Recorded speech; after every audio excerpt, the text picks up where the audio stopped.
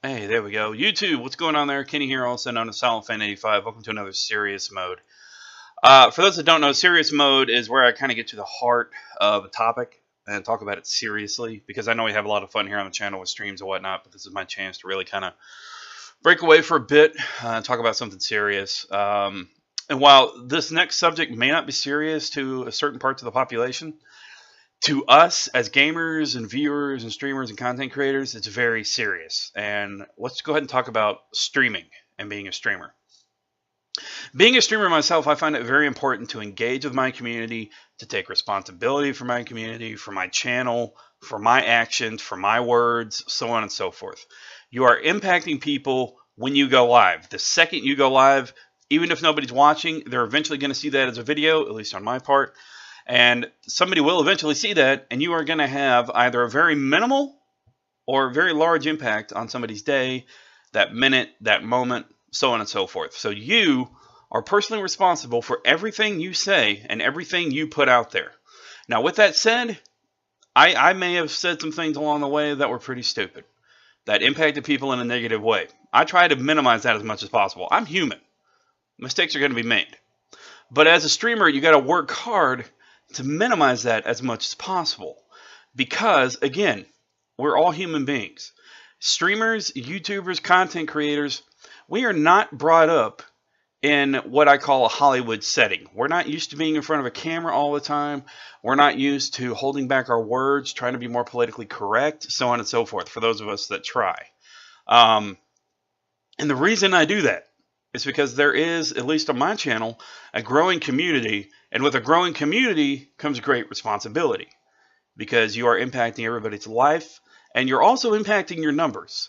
If people feel that they can't watch you without being offended or so on and so forth, there's obviously a big problem with that. Now, with that said, you're not going to go a stream without doing something that may offend somebody somewhere along the way. It's going to happen. But again, you try to minimize that. You try to be friendly. You try to be welcoming, warm, just very open, which is thankfully, and I'm lucky in this way, just a great part of my personality. I was born that way. I was raised that way. And it's been done like that over the years for me. Some people, on the other hand, take streaming to another level. They try to place blame on other people for their numbers, for the people that come into their streams, so on and so forth. Look, the truth is, you can't control who's going to come into your stream.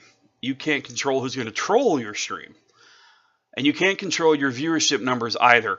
With that said, don't blame it on other streamers if you lose numbers, okay? Bigger streamers obviously have something that is drawing people to their channel. They've either been doing it a long time, they built up a great community, or they just have that kind of personality and content that's going to draw people over. That's your chance and your opportunity to try to do better. Don't play the blame game. It's not a bigger streamer's fault that they're taking away your numbers. It's your game to be played, and it's your viewer count to be had. You just got to figure out what you can do to get people in. Now, on my part, I do it just for the hell of it. I do it because I love it. I love engaging with people. Whoever happens to pop in, I'm not looking to make big numbers. That would be fantastic, because part of my goal is at some point to be able to do this part-time, streaming part-time, make a potentially part-time living off of it. But that's probably years from now. I'm not sure when that'll happen, but that's part of my goal. I've been doing this for about 6 years now, and it's going to happen eventually. I know it. I believe it.